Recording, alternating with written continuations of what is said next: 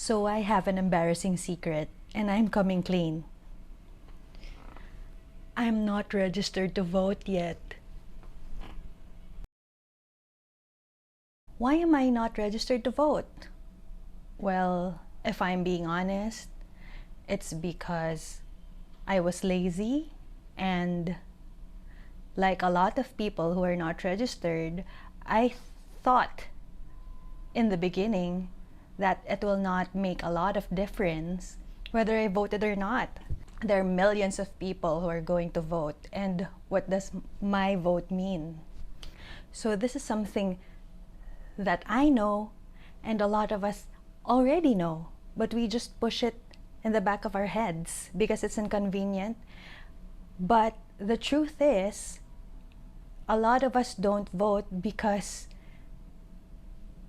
it doesn't concern us so much. We don't feel like we're impacted. However, leadership in this country changes. But we have seen and experienced firsthand how that's not true. I honestly have so much shame around not voting when I know that I have the access to evaluate these people who want to be leaders of this country, and also the opportunity to learn more about their platforms and their stands concerning the important issues that we have in this country. This is something that I know is very important to me. And yet, until now, I have not sacrificed a day of being in line in exchange for contributing in the decision of who will lead our country for the next 6 years. But really, not voting is also deciding, because that's how a democracy works. Every voice is counted, and not saying anything is actually contributing to the outcome of the country's future too.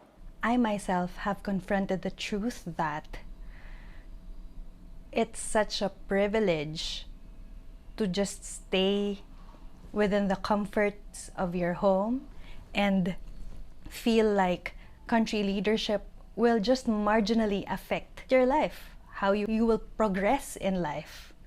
And that's not how a democracy is supposed to be. We all have our right and responsibility to participate, to make the country hear how we want to be governed, what policies matter to us, what values we want our leaders to have, that we took the time to learn more about the issues of their country, about how we want solutions to be provided, how we want issues to be addressed. We also have the right and the responsibility to choose leaders who are competent and who are qualified for the role of leading our country. Leaders who have integrity, leaders who have empathy, leaders who do not have selfish interests in the quest of holding power. Leaders who are selfless and leaders who want to serve. Leaders who understand the plight of our countrymen and of this country. After experiencing this mishandling of the pandemic, I hope and pray that a lot more of us will stand up and line up at COMELEC and register.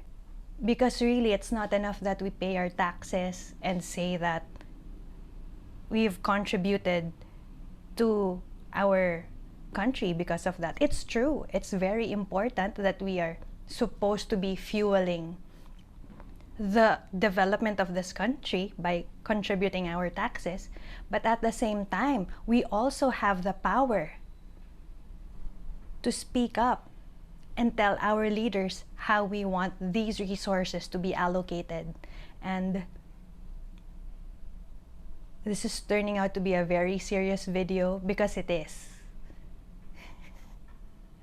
We are so privileged to live in a democracy at a time like this, but sometimes we take for granted that we have the power. We have the power to tell our leaders what issues matter to us And we have the power to offer solutions as well, because that's what a democracy is about, and we should all participate in it.